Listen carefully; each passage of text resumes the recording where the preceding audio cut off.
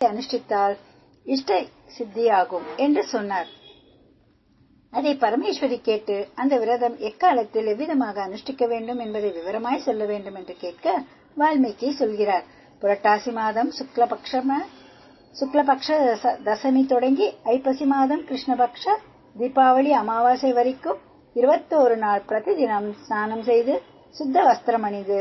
ஆல விருட்சத்தின் கீழ் சிவலிங்க பிரதிஷ்டை செய்து அபிஷேகம் செய்து விபூதி சந்தனம் அக்ஷதை புஷ்பம் சாத்தி வெள்ள உருண்டை சந்தன உருண்டை மஞ்சள் உருண்டை அதிரசம் வாழைப்பழம் தேங்காய் பாக்கு வெற்றிலை இவைகளை வகைக்கு ஒன்றாக வைத்து வில்வார்ச்சனை தூப தீபம் நைவேத்தியம் செய்து நமஸ்கரித்து 21 இழையிலே ஒரு கயிறு முறுக்கி அதை தினம் ஒரு முடியாக 21 நாள் முடிந்து தினமும் உபவாசம் இருந்து நைவேத்தியம் செய்து அதிரசத்தை உண்டு 21 நாளும் கிரமமாக இவ்விரதத்தை அனுஷ்டித்தால் 21ஆம் நாள் தீபாவளி அமாவாசை தினம் பரமன் ரிஷப வாகன புருஷராய் காட்சியளித்து கேட்ட வரத்தை கொடுப்பார். வால்மீகி சொல்ல கேட்டு அம்பிகை மகிழ்ந்து அதே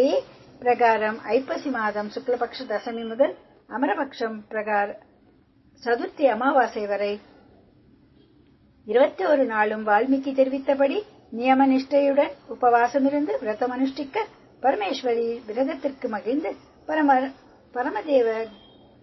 பரமன் தேவகணங்கள் புடைசூழ காட்சியளித்து இடபாகத்தை பரமேஸ்வரிக்கு கொடுத்து அர்த்தநாரீஸ்வரராக கைலாயத்திற்கு எழுந்தருளி வீட்டிருந்தார். இவ்விரதத்தின் மேன்மையை கண்ட தேவர்கள் ரிஷிகள் முதலானவர்கள் அன்று முதல் இந்த விரதத்தை அனுஷ்டித்து வரலாயினர். தேவகன்னியர் இவ்விரதத்தை கங்கை கரையில் அனுஷ்டிப்பதை பூலோகத்திலே ஒரு அரசனுடைய குமார்த்திகளான புண்ணியவதி பாக்யவதி எனும் 2 பெண்கள் தன் தகப்பன் நாடு நகரம் இழந்து பயனாக விவாகமாகாத கன்னியர் கங்கை கரை வர அச்சமயம் தேவ கன்னியரும் பூஜையை கண்டு அதனை விவரமறிந்து தேவமங்கையர் கொடுத்த நோன்பு கயிற்றை பெற்று வீட்டுக்கு போக வீடு அடையாளம் தெரியாமல் குச்சு வீடு மாளிகையாக மாறி அஷ்ட ஐஸ்வர்யம் பெருகியிருக்கும் புதுமையைக் கண்டு ஆச்சரியமடைந்து நிற்கையில் தகப்பன் தனது குமார்த்திகளை அழைத்துச் சென்று சுகமாக வாழ்ந்து வரும் நாளில் ராஜகிரி அரசன் புண்ணியவதியையும் அனகாபுரி அரசன் பாக்யவதியையும் மணந்து தத்தம் ஊர்களுக்கு சென்று புத்திர பாக்கியத்துடன் வாழ்ந்து வந்தனர்.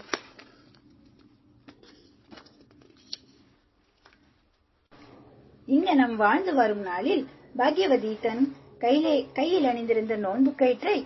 அவரை பந்தலின் மேல் போட்டு மறந்து போனதின் விளைவாக பாக்யவதியின் நாட்டை வேற்றரசன் கைப்பற்றிக் கொண்டு இவர்களை ஊரை விட்டு துரத்தி விட்டான். பாக்யவதியும் அவன் புருஷனும் நித்திய